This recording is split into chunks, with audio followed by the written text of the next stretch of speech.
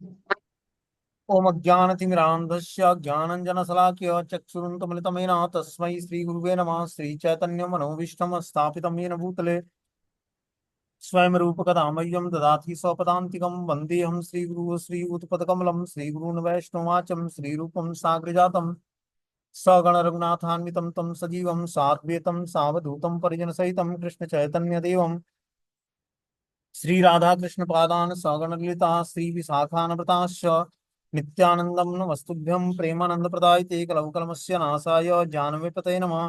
नमो महावदन्याय कृष्ण प्रेम प्रदायते कृष्णाय कृष्ण चैतन्य नामिने गौरकृष्ण नमः। पंचतत्वात्मकं कृष्णं भक्तरूप स्वरूपकं भक्तावतारं भक्ताख्यं नमामि भक्ति शक्तिकम्। हे कृष्ण करुणा सिंधु दीनबंधु जगतपतये गोपेश गोपिका कांत राधा कांत नमस्तुते। तप्त कांचन गौरांगे श्री राधे वृंदावनेश्वरी वृषभानुसुते देवी प्रणमामि हरिप्रिये। वाञ्छाकल्पतरुभ्यश्च कृपा सिन्धुभ्यो च पतितानां पावनेभ्यो वैष्णवेभ्यो नमो नमः। नमस्ते बलिनाम श्रेष्ठ नमस्ते धरणीधर पलंबारे नमस्ते तु पाइमाम कृष्ण पुरुष कृष्णाय वासुदेवाय देवकी नंदनाय च नंदगोपकुमाराय गोविंदाय नमो नमः। जय श्री कृष्ण चैतन्य प्रभु नित्यानंद श्री अद्वैत गदाधर श्रीवासादि श्री गौर भक्त वृंद। हरे कृष्णा कृष्ण कृष्णा हरे हरे हरे राम राम राम हरे हरे। तो इसमें हम लोग ब्रजमंडल परिक्रमा में नंद गांव पहुंचे हुए थे, ठीक है ना। तो नंद गांव में कल हमने स्टोरी बताई थी कि खुन्हार कुंड, धुवनी कुंड, मुक्ता कुंड, फुलवारी कुंड और साहसी कुंड के बारे में। अब साहसी कुंड से आगे बढ़ते हैं तो श्याम पीपरी कुंड, बट कदम्ब और क्यारी बट कुंड आदि बहुत से कुंड है। यह बट वृक्षों की क्यारियां हैं। उससे आगे बढ़ते हैं तो टेर कदम एक रास मंडली वेदी पड़ती है, ठीक है ना। बोलते हैं कि नंद बाबा नंदगांव और जावट के बीच में टेर कदम स्थित है। रास स्थली होने के कारण यहाँ रास मंडल वेदी भी है। कृष्ण गौचारण के समय तृतीय पर्व में इस कदम वृक्ष के ऊपर चढ़कर अपनी मुरली के द्वारा श्यामली, धौली, पीताम्बरी, कालिंदी आदि प्रिय गायों को टेरते अर्थात पुकारते थे। इसलिए इस स्थान को जो है टेर कदम्ब बोलते हैं। उनकी बंसी की टेर को सुनकर सारी गायें झटके से वहां उपस्थित हो जाती थीं। कृष्ण अपनी मणिमाला के ऊपर उनकी संख्या गिनते, दो एक बाकी रहने पर पुनः उन गायों का नाम लेकर पुकारते। तो क्या करते, भगवान इसी बंसी की टेर को सुनाकर सारी गायों को झटके से वहां उपस्थित हो जाती। जब भगवान की बंसी की ध्वनि सुनती तो सारी गाय गाय गाय जो हैं उस बंसी की ध्वनि सुनकर एकाएक भगवान की तरफ मुड़कर और आ जाती। बोलते हैं दो या बाकी गायें रहने पर पुनः गायों का नाम लेकर भगवान पुकारते। इस प्रकार जब सारी गायें एकत्रित हो जाती हैं तब उन्हें लेकर निवास स्थल की ओर लौटते। कभी कभी पूर्णिमा के छिटकते हुए प्रकाशपूर्ण रात्रि काल में यहाँ स्थित कदम वृक्ष के ऊपर चढ़कर बंसी द्वारा सखियों का नाम ले लेकर पुकारते। और ये सारी गोपियां तन मन और संसार की सुध बुध खोकर मंत्र मुग्ध होकर यहाँ मिलती तथा उनका कृष्ण के साथ नृत्य गीत में परिपूर्ण रास विलास संपन्न होता। इसलिए भी इस स्थल को कदम्ब टीर कहते हैं। यहाँ पर बहुत से कदम्ब के वृक्ष थे, किंतु वर्षा का पानी भरा रहने के कारण सारे कदम अंतर्ध्यान हो गए। समय समय पर यहाँ पर भजन करने वाले संत महात्मा लोग यहाँ कदम्ब के वृक्ष लगाते आए हैं। गोपाक अष्टमी के दिन ब्रजवासी कृष्ण बलदेव को नंद गांव से यहाँ पधारते हैं और यहाँ पर समाज नामक गायन होता है। गायों का पूजन और उन्हें घास गुड़ आदि खिलाने का बहुत ही सुंदर कार्यक्रम होता है। तो टेर कदम जो जगह है जो नंद गांव के पास ही है। गोपाष्टमी के दिन सारे ब्रजवासी कृष्ण और बलराम को नंद गांव में पधारते हैं, मतलब नंद गांव से, और यहाँ पर टेर कदम में ले आते हैं। यहाँ पर समाज नामक एक गायक है। वो क्या करता है, गायों की पूजा और उन्हें घास गुड़ और खिलाकर और उनके सामने जो है नृत्य गीत होता है वहां पर टेर कदम में। बोलते हैं श्री रूप गोस्वामी की भजन कुटी है वहां पर। कदम टेर के से सटी हुई पश्चिम में श्री रूप गोस्वामी की भजन कुटी स्थित है। श्रील रूप गोस्वामी कृष्ण की मधुर लीलाओं की स्मृति के लिए प्रायः इस निर्जन स्थली पर भजन करते थे। वह यहाँ पर अनेक प्रिय ग्रंथों की रचना भी करते थे। उन्हें जब भी कभी महाभावमयी श्रीमती राधिका को विप्रलम्भ भावों की स्फूर्ति होती तो हठात उनके मुख में से विप्रलम्भ भाव में श्लोक निकल आते थे। उस समय यहाँ के कदम वृक्षों के सारे पत्ते उस विराग्नि में सूख कर नीचे गिर जाते और पुनः उनके हृदय में युगल मिलन की स्फूर्ति होती और उनके पदों को सुनकर कदम वृक्षों में नई नई कपोले निकल आते। तो रूप गोस्वामी की भजन कुटी है और भजन करते करते कभी वो राधा रानी के विप्रलम्भ भावों की स्फूर्ति होती है उनमें। मतलब भगवान से राधा रानी जब बिछड़ जाती हैं तो राधा रानी को क्या होता है, विप्रलम्भ भाव प्रकट होता है उनके अंदर। हठात उनके मुख से विप्रलम्भ भाव के श्लोक निकल आते हैं। मतलब वो नाम जप करते हैं और उसी का राधा रानी के विप्रलम्भ भाव का चिंतन करते हैं कि कब वो राधा रानी कृष्ण से दूर हो जाती है तो कैसे वो उदास हो जाती है। और उस विप्रलम्भ भाव का चिंतन करते हुए उनके मुख से श्लोका प्रकट हो जाते हैं। उस समय यहाँ के कदम वृक्षों के सारे पत्ते विराग्नि से सूख कर नीचे गिर जाते हैं। जब उनके अंदर ये विरह विरह प्रकट होता भगवान कृष्ण को लेकर कि राधा रानी के अंदर जो विरह है, विप्रलम्भ है, वो भाव कैसे प्रकट होता है, वो जब रूप गोस्वामी के अंदर प्रकट होता राधा रानी के इस विप्रलम्भ भाव की स्फुरित होने के कारण, तो सारे वहां के कदम वृक्षों के सारे पत्ते विराग्नि में सूख कर नीचे गिर जाते हैं और पुनः उनके हृदय में युगल मिलन की स्फूर्ति होती। उनके पदों को सुनकर कदम वृक्षों में नए नए कपूल निकल आते। ये उस महात्मा की पावर, रूप गोस्वामी जी, कि उनके हृदय में जब राधा रानी की जो हृदय की वेदना है वो उनको स्फूर्ति होती तो उनके हृदय से जो पुकार निकलती, जो विराग में निकलती, उससे सारे कदम वृक्ष के पत्ते सूख कर गिर जाते हैं।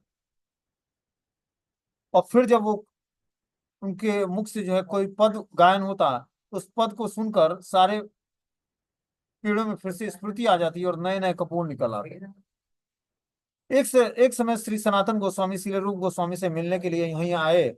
उस दोनों ने कृष्ण की रसमयी कथाएं होने लगी। दोनों कृष्ण कथा में इतने आविष्ट हो गए कि उन्हें समय का ध्यान ही नहीं रहा। दोपहर के पश्चात आवेश कुछ कम होने पर श्री रूप गोस्वामी ने सोचा कि प्रसाद ग्रहण करने का समय हो गया है, किंतु मेरे पास कुछ भी नहीं है जो श्री सनातन गोस्वामी को खिला सकूं, इसलिए कुछ चिंतन हो गए।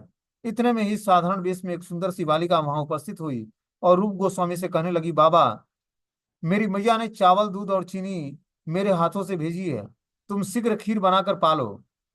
यह कहकर वह चली गई, किंतु थोड़ी ही देर में वो पुनः लौट आई। बोली, बाबा, तुमने बातचीत करने से ही अवसर नहीं है, अतः मैं स्वयं ही पाक कर देती हूँ। ऐसा कहकर उसने झट आस पास के सूखे कंडे लाकर ऊपरी फूंक से आग पैदा करके थोड़ी ही देर में अत्यंत मधुर और सुगंधित खीर प्रस्तुत कर दी और बोली, बाबा, ठाकुर जी को भोग लगाकर जल्दी ही इसको पालो, मेरी मैया डांटेगी, मैं जा रही हूँ। ऐसा कहकर वो चली गई। श्री रूप गोस्वामी ने श्री कृष्ण को समर्पित करके खीर सनातन गोस्वामी पाद को के आगे रख दिया। दोनों भाइयों ने जब खीर खाई तो उन्हें राधा कृष्ण की स्मृति हो आई। वे हार आधे कहकर विलाप करने लगे। सनातन गोस्वामी ने कहा, मेरे ऐसे मधुर खीर जीवन में कभी नहीं पाया है। रूप, क्या यह भोजन के लिए तुमने मनी मन अभिलाषा की थी? वह किशोरी और कोई नहीं, महाभावमयी कृष्ण प्रिया श्रीमती राधा रानी ही है। भविष्य में तुम उन्हें इस प्रकार कष्ट मत देना। अपनी त्रुटि समझकर श्री रूप गोस्वामी बड़े ही खेद करने लगे। तब उन्हें कुछ झपकी आई तो सपने में श्री राधिका ने उन्हें दर्शन देकर अपने मधुर वचनों से उसे उन्हें सांत्वना प्रदान की। तो केर कदम जो नंद गांव से कुछ दूरी पर है, मतलब वहां से लगभग आधे किलोमीटर दूर पर है टेर कदम, वहां पर रूप गोस्वामी की भजन स्थली है। तो रूप गोस्वामी वहां पर भजन करते और राधा कृष्ण की लीलाओं का स्मरण करते। एक दिन सनातन गोस्वामी आते हैं तो सोचते हैं कि मैं उनको क्या खिलाऊंगा, मेरे पास तो कुछ है नहीं खाने को, और खाने का टाइम हो गया था। जैसे ही उन्होंने विचार किया वैसे एक लड़की आती है, छोटी बालिका, और बाबा से बोलती है कि बाबा, मेरी मैया ने जो है तुम्हारे लिए दूध और चावल और चीनी भेजा है, तुम इसको पका लो और खा लो। फिर वो जाने लगती है, कुछ देर बाद लौट आती है, फिर से वो बोलती है, बाबा, मैं पका देती हूँ, आप ठाकुर जी को भोग लगाओ और उसको पालो प्रसाद के रूप। और इस तरह से जो है ये लीलाएं यहीं पर घटती हैं। और राधिका जी ने जब दर्शन दिया इनको, तो उस समय इनको अनुभूति नहीं हुई कि ये श्रीमती राधा रानी है, बालिका ही है। और जब, लेकिन जब खीर को भोग लगाकर प्रसाद पाया, तो हार आधे उनके मुंह से तुरंत स्मरण हुआ। मतलब प्रसाद ऐसा विटामिन्स है कि हमारे न चाहते हुए भी कृष्ण का स्मरण होगा। बस उसको क्या करना पड़ेगा, पवित्र हृदय से, पवित्र कॉन्सियसनेस में बनाकर और पवित्रता से भगवान को भोग लगाना पड़ेगा। और जब भगवान को भोग अर्पण करें तो वहीं बैठकर हमें कीर्तन करना चाहिए, या गायत्री मंत्र में जो दीक्षित है उसको गायत्री मंत्र का जाप करना चाहिए, या कुछ स्तुति पाठ करनी चाहिए भगवान की। जैसे मान लो कि कोई रिलेटिव आता है हमारे घर में, उसको हम भोजन सामने प्रस्तुत करते हैं, तो जब भोजन करता है तो हम वहां पर बैठे रहते हैं, बैठ कर वेट करते हैं कब ये खा लें, कुछ और चाहिए तो ले आकर देते हैं। उसी तरह जब भगवान को भोग अर्पण करें तो वहीं पर बैठ कर हमें संकीर्तन करना चाहिए। तब जाकर हमारा भोग बहुत ही पवित्रता से भगवान अर्पण स्वीकार करेंगे। और फिर जब हम उस प्रसाद को खाएंगे तो स्वतः ही भगवान का स्मरण होगा, स्वतः ही जाप होगा। और जो प्रसाद खाने के बाद हमें जाप करने की इच्छा नहीं होती है, इसका मतलब हमारे प्रसाद में कुछ कमी है, या तो बनने में कुछ त्रुटि हुई है, या भोग लगाने में त्रुटि हुई है, या फिर जो है भगवान के सामने प्रस्तुत करने में त्रुटि हुई है। आगे बता रहे हैं नंद बाग। श्रील रूप गोस्वामी की भजन कुटी के समीप ही दक्षिण में नंद बाग है। यहाँ महाराजा नंद का बगीचा था। तरह तरह के फल और फूलों से लदे हुए हरे भरे वृक्ष और लताएं थी। नंद महाराज की यहाँ पर एक खीड़क गौशाला भी थी। कृष्ण बलदेव यहाँ गोहन का कार्य करते थे और सखाओं के साथ अखाड़े में मल क्रीड़ा का अभ्यास भी करते थे। श्रीमती राधिका अपनी सहेलियों के साथ जावट से नंद भवन जाते समय इसी मार्ग से जाती थी। क्या बोलते हैं कि नंद बाग एक पड़ता है बीच में, नंदगांव और टेर कदम के पास ही। बोलते हैं श्री रूप गोस्वामी की भजन कुटी के समीप ही दक्षिण में नंद बाग है। जो टेर कदम में रूप गोस्वामी की भजन कुटी है, उसके दक्षिण में ही महाराजा नंद जी का बगीचा है। तरह तरह के फल और फूलों से लदे हुए हरे भरे वृक्ष और लताएं हैं। नंद महाराज यहाँ पर की गौशाले भी हैं, जहाँ नंद महाराज के पास 9 लाख गायें थी। कृष्ण बलदेव यहाँ गौ दोहन का कार्य भी करते थे। यहाँ ही गौओं का दोहन किया जाता था। और सखाओं के साथ अखाड़े में मल क्रिया का अभ्यास करते। श्रीमती राधिका अपने सहेलियों के साथ जावट से नंद भवन जाते समय इसी मार्ग से जाती थी। तो जावट से जब उसको नंद भवन जाना होता था तो इसी नंद बाग से होकर गुजरती थी श्रीमती राधा रानी। इसकी स्टोरी इस प्रकार है कि एक समय श्रीमती राधिका सहेलियों के साथ पाक क्रीड़ा के लिए नंद भवन आ रही थी। यहाँ आने के पूर्व कुछ दूर से सखियों ने ग्वाल बालों के साथ कृष्ण को गौदोहन करते देखा। ललिता सखी ने कहा कि हम इस मार्ग को छोड़कर दूसरे मार्ग से चलें। ब्रज का लंपट चूड़ामणि गोदोहन करते हुए सतृष्ण नयनों से हमारी ओर देख रहा है। वह कुछ न कुछ छेड़खानी करेगा। हम कुछ घूम कर दूसरे रास्ते से चलते हैं। किंतु राधिका जी ने कहा कि वह लंपट क्या कर लेगा, हम निर्भय होकर इसी रास्ते से चलेंगे। ऐसा कहकर सखियों के साथ वे इसी मार्ग से चलने लगी। जब वे अग्रसर होकर अत्यंत निकट हो आ गई तो कृष्ण ने गोदोहन करते हुए श्री राधिका के मुखमंडल पर दूध की ऐसी धार मारी जिससे श्रीमती राधा रानी का सारा मुखमंडल दुग्धमय हो गया। फिर तो सखियां और सखा सब आनंद की हिलोरें उठने लगी उनके अंदर। सभी दूर आगे बढ़ने पर उनके गलों की मुक्ता माला टूटकर पृथ्वी पर गिर पड़ी। वे बैठकर बिखरी हुई मुक्ताओं का चयन करने लगी। सखियों ने मन ही मन श्रीमती राधा रानी का भाव भाप लिया और मुक्ता चयन के बहाने वे प्रियतम का कुछ क्षणों के लिए दर्शन कर रही थी। श्री रूप गोस्वामी ने इन सब लीला स्मृतियों को अपने उज्जवल नीलमणि में आदि ग्रंथों में गागर के में सागर की भांति संजो कर रखा है। तो उज्जवल नीलमणि ये ग्रंथ है जिसमें भगवान राधा रानी के साथ कौन कौन सी लीलाएं करते हैं, उस लीलाओं का विस्तृत उसमें वर्णन दिया हुआ है। बोलते हैं आशीश्वर महादेव। इसकी क्या स्टोरी है, बोलते हैं कि नंद बाग के ठीक पूर्व में थोड़ी दूर पर आशीश्वर महादेव और आशीश्वर कुंड है। यहाँ स्नान कर प्रजन्य महाराज सर्वप्रथम सर्व प्रकार की मनोकामनाओं को पूर्ण करने वाला आशीश्वर महादेव की आराधना करते थे। तो टेर कदम से जब हम आगे आते हैं मेन रोड की तरफ, तो वहां पर आशीश्वर महादेव जी का मंदिर है और साथ में एक कुंड भी है। बोलते हैं कि आशीश्वर महादेव की आराधना प्रजन्य महाराज करते थे, जो नंद बाबा के भाई थे। तो प्रजन्य महाराज अपनी मनोकामनाओं को पूर्ण करने के लिए आशीश्वर महादेव की आराधना करते। थोड़ी सी आराधना के द्वारा ही प्रसन्न होकर मनोवांछित आशीर्वाद प्रदान करते हैं, इसलिए इनको आशीश्वर महादेव बोला जाता है। मतलब ये महादेव जी आशीष देने में, आशीर्वाद देने के लिए बहुत ही प्रसिद्ध हैं। इन्हीं के आशीष से प्रजन्य महाराज को सर्वगुण संपन्न 5 पुत्र और श्री कृष्ण जैसे सर्वगुण संपन्न पौत्र की प्राप्ति हुई। अब आगे जो है आशीश्वर महादेव से आगे बढ़ते हैं तो जल विहार कुंड पड़ता है। बोलते हैं कि आशीश्वर कुंड के पश्चिम में जल विहार कुंड है। यहाँ कृष्ण सखाओं के साथ जल क्रीड़ा करते थे, जल विहार किया करते थे, इसलिए इसको जल विहार कुंड बोलते हैं। अब जल विहार कुंड से आगे बढ़ते हैं तो जोगिया स्थल पड़ता है। बोलते हैं कृष्ण कुंड के उत्तर पूर्व में स्थित वृक्ष और लताओं से परिवेष्टित यह एक मनोहर स्थल है। यहाँ महादेव शंकर कृष्ण की आराधना करते हैं, इसलिए इसको महादेव जी की बैठक भी कहते हैं। कृष्ण का दर्शन पाने के लिए वे ब्रज में पागल से होकर इधर उधर डोल रहे थे, परंतु बहुत चेष्टा करने पर कृष्ण का दर्शन नहीं पा सके, क्योंकि कृष्ण कभी सोते रहते तो कभी यशोदा का स्तनपान कर रहे थे।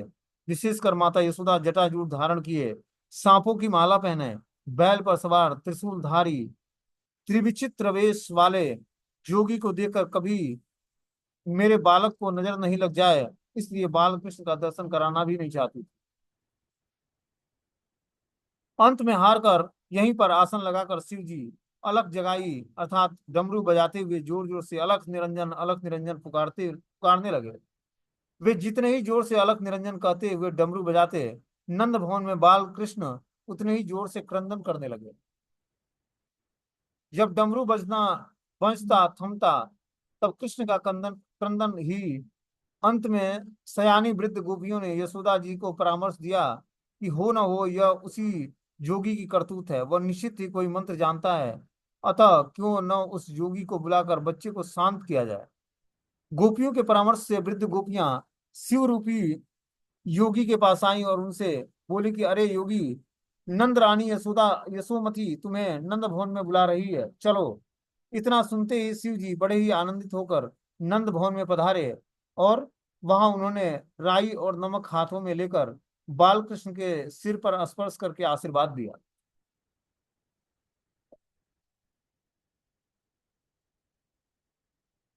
शंकर के हाथों का स्पर्श पाते ही नंदलाल का रोदन रुक गया। वे हंसकर किलकारी मारने लगे। जोगी की आश्चर्यजनक महिमा देखकर नंद रानी बड़ी ही प्रसन्न हुई और अपनी मोतियों की माला उसे दान में दे दी।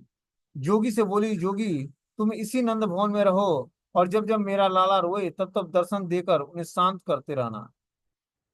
इस विषय में एक पंक्ति है कि चल रे जोगी नंद भवन में, यशुमती तो ही बुलावे, लटकत लटकत शंकर आवे, मन में मोद बढ़ावे।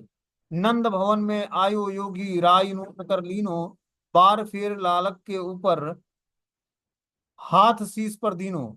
बिथा भई अब दूर बदन की, किलकत उठे नंदलाला, खुशी भई नंदजू की रानी, दिनी मोतियन माला। रहुरे जोगी नंद भवन में, ब्रज को वासो कीजे, जब जब मेरो लाला रोवे तब तब दर्शन दीजो। तुम तो जोगी परम मनोहर, तुमको वेद बखाने, बूढ़ो बाबा नाम हमारो, सूर श्याम हो जाने। तो इस तरह से ये पंक्ति जो है ब्रज में निवास करने वाले सूरदास ने लिखा है, भगवान के दर्शन में आए अभिलाषा को लेकर भगवान शिव के ऊपर। ठीक है ना। अब आगे जब उस कुंड से आगे बढ़ते हैं तो कृष्ण कुंड पड़ता है।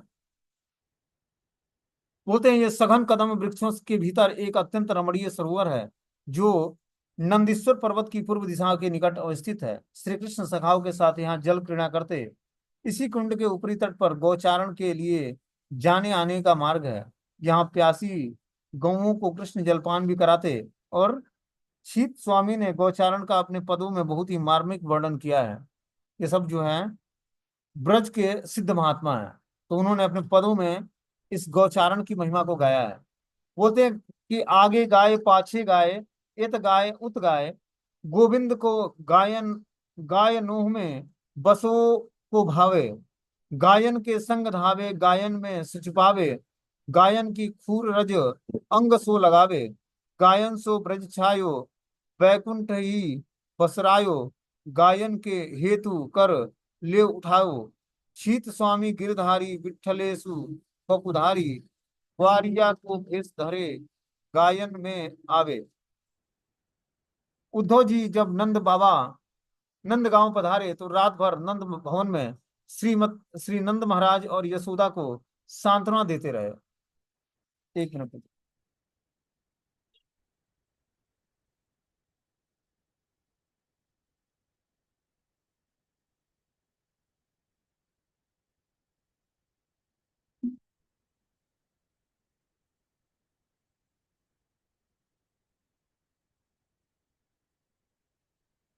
बोलते हैं ब्रह्म मुहूर्त के समय उद्धव जी वहां से आकर इसी कुंड में स्नान कर कुंड के दक्षिणी तट पर प्रातःकालीन संध्या आरती करने बैठते। उसी समय उन्होंने कुछ दूर पर कदम क्यारी में अपलक्षित गोपियों को देखा। वे संध्या आहर के पश्चात कदम क्यारी में गोपियों से मिले। अब आगे जो है छाछ कुंड और झगड़ा की कुंड पड़ती है। बोलते हैं कृष्ण कुंड के पश्चिम ओर कुछ उत्तर की ओर थोड़ी सी दूरी पर कृष्ण एवं सखा गोपियों से छाछ मांग कर पीते थे। गोपियां उन्हें प्रेम से छाछ पिलाती थीं। कभी कभी वे मुझे पहले लेने दो या ऐसा कहकर परस्पर लड़ते झगड़ते थे। इस बाल लीलाओं के कारण इस कुंड का नाम छाछ कुंड और झगड़ा की कुंड पड़ा। तो यहाँ पर गोपियां जो है कृष्ण को छाछ पिलाती और सारे ग्वाल बाल आपस में लड़ते कि मैं पहले लूंगा। इस कारण से जो है इसका नाम छाछ कुंड पड़ा और झगड़ा का कुंड पड़ा। अब छाछ कुंड से आगे बढ़ते हैं तो सूर्य कुंड पड़ता है। यह कृष्ण कुंड से दक्षिण की ओर राजमार्ग पर दाहिनी ओर अवस्थित है। यहाँ सूर्य नारायण कृष्ण का त्रिभंग ललित रूप दर्शन कर अधीर हो गए थे और कुछ देर के लिए अपनी गति भी भूल गए। यहाँ बता रहे हैं यह कृष्ण कुंड से दक्षिण की ओर राजमार्ग पर दाहिने अवस्थित है। यहाँ सूर्य नारायण कृष्ण का त्रिभंग ललित रूप देखकर अधीर अधीर हो गए। भगवान का त्रिभंग श्याम सुंदर स्वरूप देखकर सूर्यदेव जो है विचलित हो गए और कुछ देर के लिए अपनी गति भी भूल गए कि मुझे गति करनी है। सूर्य जो है गति करता है तो मतलब पृथ्वी के चारों ओर घूमता है तो दिन और रात्रि होती है। आगे सूर्य कुंड से आगे बढ़ते हैं तो ललिता कुंड पड़ता है। बोलते हैं कि सूर्य कुंड से पूर्व दिशा में हरे भरे वनों के भीतर एक बड़ा सा रमणीय सरोवर है। यहाँ ललिता जी के स्नान करने का स्थान है। कभी कभी ललिता जी किसी छल बहाने से राधिका को यहाँ लाकर उनका कृष्ण के साथ मिलन कराती।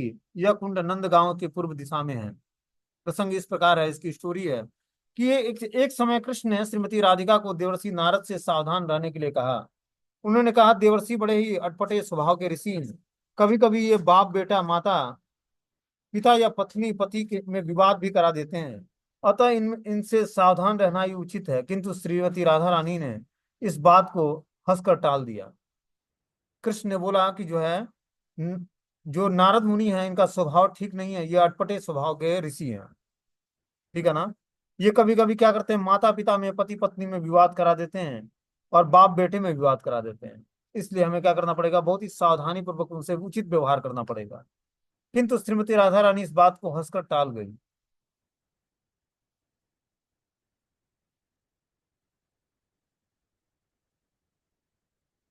एक दिन ललिता वन से बेली चमेली आदि पुष्पों का चयन कर कृष्ण के लिए एक सुंदर फूलों का हार बना रही थी। हार पूर्ण हो जाने पर वह उसे बिखेर देती और फिर से नए हार गूंथने लगती। वे ऐसा बार बार कर रही थी। कहीं वृक्षों की ओट से नारद जी ललिता जी के हाथ गूंथन का दृश्य देख रहे थे। उन्हें बड़ा ही आश्चर्य हुआ कि वो ललिता जी के पास पहुंचे और कहा कि मैं हार गुथवा कर पूर्ण कर लेता हूँ। तो मुझे ऐसा प्रतीत होता है कि यह हार कृष्ण के लिए है, या तो छोटा है या बड़ा है, इसलिए मैं इसे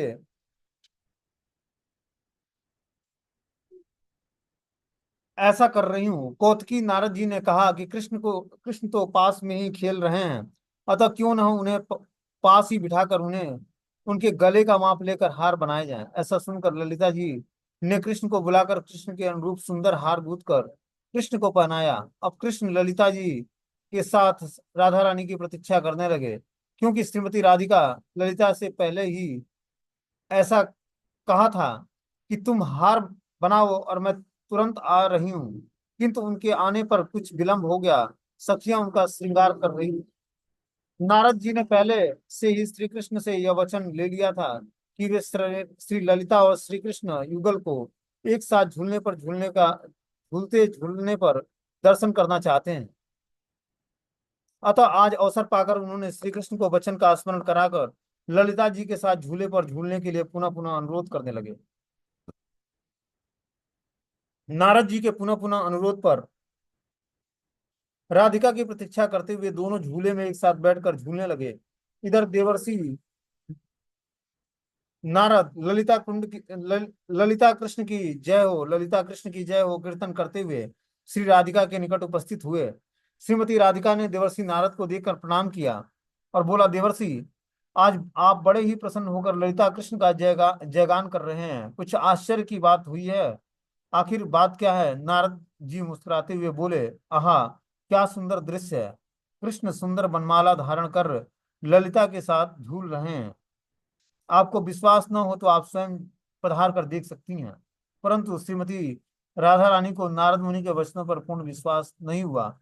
मेरी उपस्थिति में ललिता जी के साथ झूला कैसे संभव है? वे स्वयं उठकर आई और दूर से ही उसे झूलते हुए देखा। अब तो उनका कोई रोष हुआ। वे लौट आई और अपने कुंजों में मान करके बैठ गईं। उधर कृष्ण राधा जी के आने में विलंब देखकर स्वयं उनके निकट आए।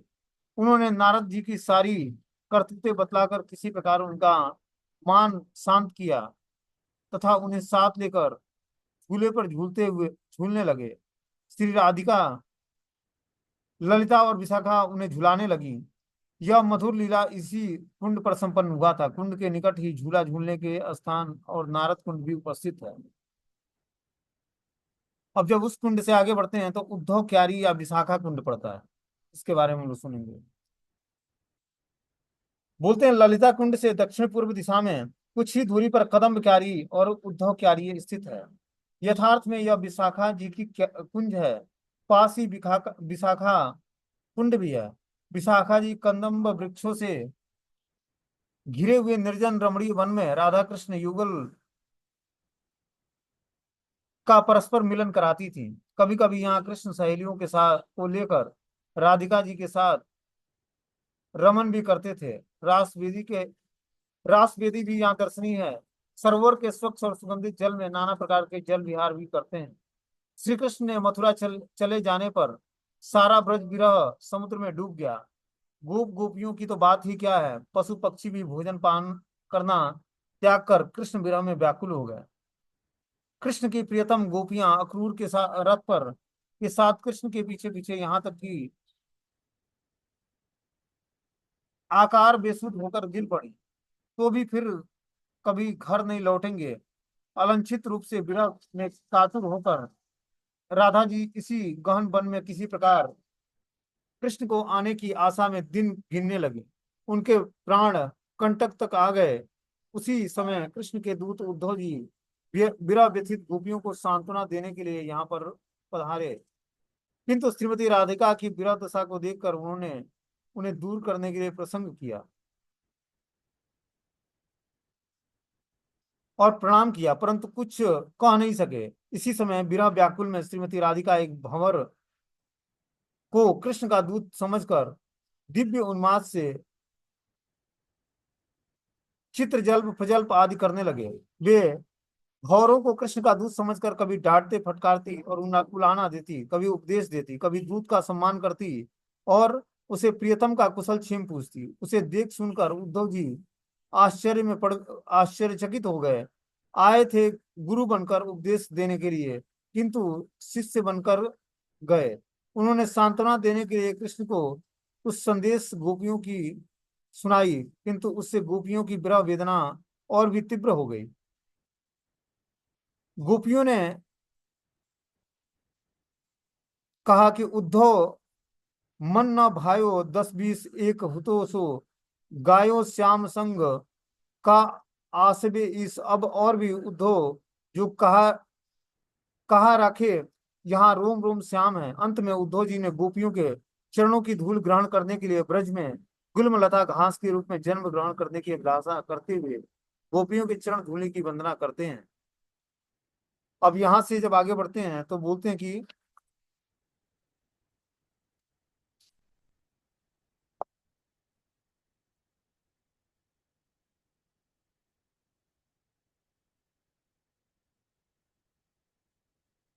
यह लीला स्थली एक ओर से संभोग रसमयी और दूसरी ओर से महाविप्रलंबी रसमयी भूमि है। इसके दर्शन और स्पर्श से साधक का जीवन कृतार्थ हो जाता है। तो जो अभी हम लोगों ने लीला स्थली के बारे में सुना, उस स्थली पर अगर जो व्यक्ति जो है, महाविप्रलंब रसमयी भूमि है, इसके दर्शन और स्पर्श से साधक का जीवन कृतार्थ हो जाता है।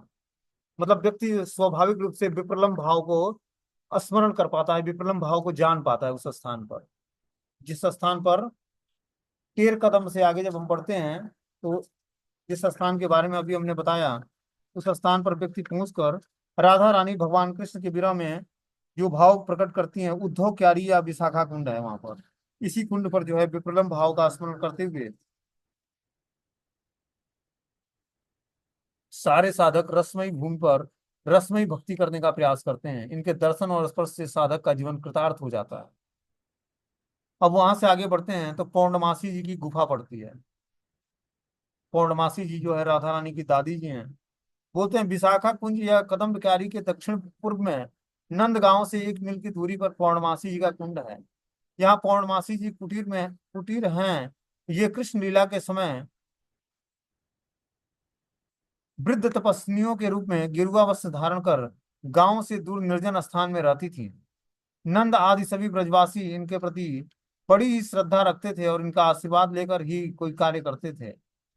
ये पहले अवंतीपुर में अपने पति पुत्र के साथ रहती थी। सांदीपनी मुनि उनके पुत्र हैं। मधुबंगल सांदीपनी के पुत्र और नंदीमुखी सांदीपनी मुनि की कन्या थी। पौर्णमासी जी कृष्ण के जन्म से पूर्व ही अपने पौत्र मधुमंगल और पौत्री नांदी मुखी को साथ लेकर नंद गांव में चले आई थी। वे प्रतिदिन प्रातः काल नंद भवन में आकर कृष्ण का दर्शन करती थी तथा कृष्ण का आशीर्वाद देती थी। ये श्री कृष्ण को स्वरूप शक्ति समाविष्ट लीला शक्ति की मूर्त विग्रह स्वरूपा हैं। प्रकट लीला के देवर्षि नारद की शिष्या हैं तथा श्री राधा कृष्ण युगल की सारी लीलाओं की स्फूर्ति करती हैं। अब आगे जो है नंदी मुखी का निवास स्थान है। बोलते हैं कि पौर्णमासी गुफा के पास ही नंदी मुखी का निवास स्थान है। ये पौर्णमासी जी की पौत्री है और कृष्ण लीला की विविध प्रकार से पुष्टि कारिणी है। अब आगे जो बढ़ते हैं उससे तो डोमन बन पड़ता है या रुनकी छुनकी कुंड पड़ता है। बोलते हैं पौर्णमासी जी की गुफा से लगा हुआ डोमन वन है। डोमन वन में ही रुनकी झुनकी कुंड है। डोमन का तात्पर्य दो मन से है। यहाँ रुनकी झुनकी सखियों का कुंज है। ये दोनों सखियां नाना प्रकार की बहाने बनाकर यहाँ पर राधा कृष्ण का मिलन कराती थी, तब दोनों को झूले पर बैठाकर आनंद से झुलाती थी। यहाँ राधा कृष्ण दोनों मन मिलने के कारण इन्हें डोमर नाम से प्रसिद्ध है। किंतु भक्त ने प्रेम भरे अपने पद में इसका वर्णन किया है। क्या बोलते हैं, इत्सो आई कुमरी किशोरी सोनंद की किशोर दो मिलन मन कृणा करतल बोल पंक्षी मोर। यहाँ पर जो है राधा कृष्ण का वन क्रीड़ा की स्त्री है, जहाँ पर राधा कृष्ण क्या करते हैं, लीलाएं संपन्न करते हैं। ठीक है ना। तो इस तरह से हमने आगे वर्णन अब जो है यहाँ पर ये नंद गांव के इतिहास समाप्त हो जाता है। अब आगे की स्टोरी हम लोग कल सुनेंगे।